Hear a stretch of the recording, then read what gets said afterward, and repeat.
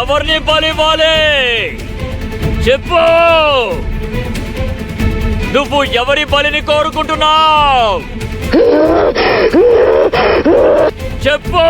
నీకు ఎవరి బలి కావాలి?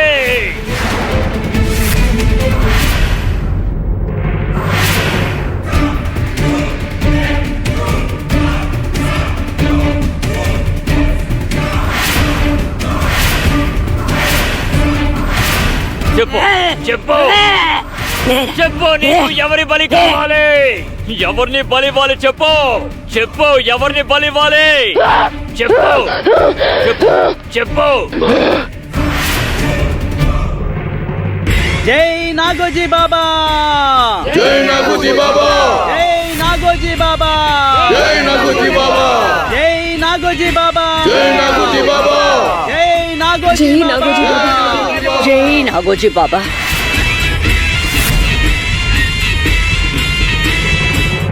బాలా లేదు లేదు లేదు, నేను బలికి వెళ్ళను. నేను బలికి అస్సలు వెళ్ళను. భయపడకమ్మా, ఎవరిని బలిస్తారో చెప్పలేదు కదా. బాబా గారు అందరి వైపు చూశారు, కానీ ఎవరి పేరు చెప్పలేదు. ఒకవేళ ఆయన నా పేరు చెప్పినా బలవటానికి నేను వెళ్ళను. అరే ఇప్పుడు నువ్వెందుకు ఏడుస్తున్నావు? అసలు బలికి పంపించమని పెద్దవాళ్ళని గొప్పవాళ్ళని అడుగుతారు, మనలాంటి వాళ్ళని అడగరు. అంటే ఏనుగులు ఒంటెలు ఇలాంటి వాటిని అడుగుతారు. అంటే సకు గంగి మా రమావతుని లాంటి వాళ్ళని. మనం సామాన్యులం, మనల్ని అడగరు. కానీ మీరే ఎప్పుడు అంటూ ఉంటారు కదా, గొప్ప వాళ్ళని వదిలి చిన్న వాళ్ళనే పట్టుకుంటారని. అలా చూస్తే మనల్నే బలికి పంపిస్తారు. అయ్యో దేవుడా. అవునే, అంటే నన్ను నిన్ను బలవడానికి రమ్మంటే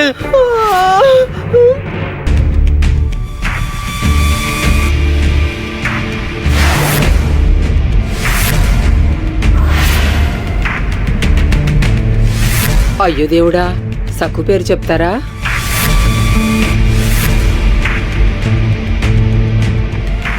గజా, బాబా గారు ఇప్పుడు మీరు నన్ను ఎందుకు పిలిచారు? నువ్వు ఎందుకు భయపడుతున్నావు గజా? నీకేం కాదు. అసలు ఈ ఇంట్లో ఉన్న వాళ్ళ ఎవరికి ఏమీ కాదు. మీరు క్షేమంగా ఉంటారు.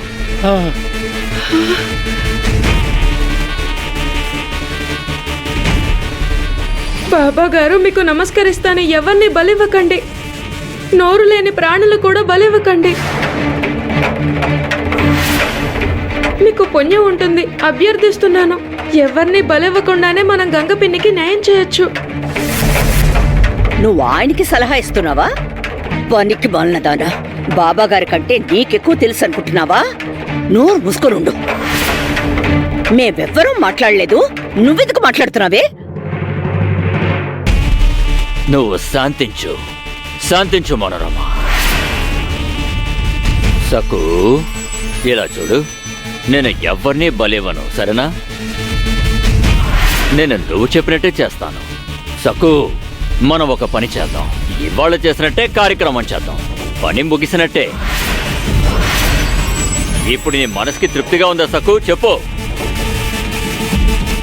బాబా గారు, అవును, సకు చెప్పినట్టే చేద్దాం. దిగో, నువ్వు ఈ నాగోజీ బాబాని సరిగ్గా అర్థం చేసుకోలేదు. నాకు ఇదే నచ్చలేదు. ఈ ఇంట్లో ఈ అశాంతి వాతావరణం ఇంకా ఎన్ని రోజులు, ఎంతకాలం? అదంతా మర్చిపోండి. మీకు హామీ ఇస్తున్నాను, మీరందరూ సురక్షితంగా ఉంటారు. మీ బాధ్యతని నేను తీసుకున్నాను, భయపడకండి. మీలో ఎవరికి ఏ చిన్న కష్టం వచ్చినా ఈ నాగోజీ ఆ కష్టాన్ని తీసుకుంటాడు. మీరెప్పుడు సుఖశాంతులతో చల్లగా ఉండాలి. అందరూ నవ్వండి.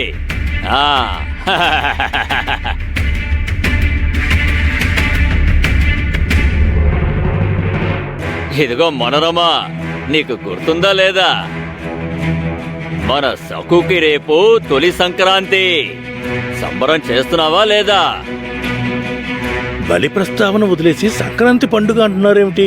విచిత్రంగా ఉందే.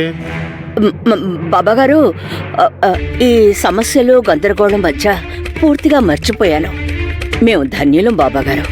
మా కుటుంబానికి సంబంధించిన ప్రతి చిన్న విషయాన్ని మీరు గుర్తుంచుకుంటారు. మేం పుణ్యం చేసుకున్నాం బాబాగారు. చెప్పాను కదా, ఈ కుటుంబ బాధ్యత నాది అని.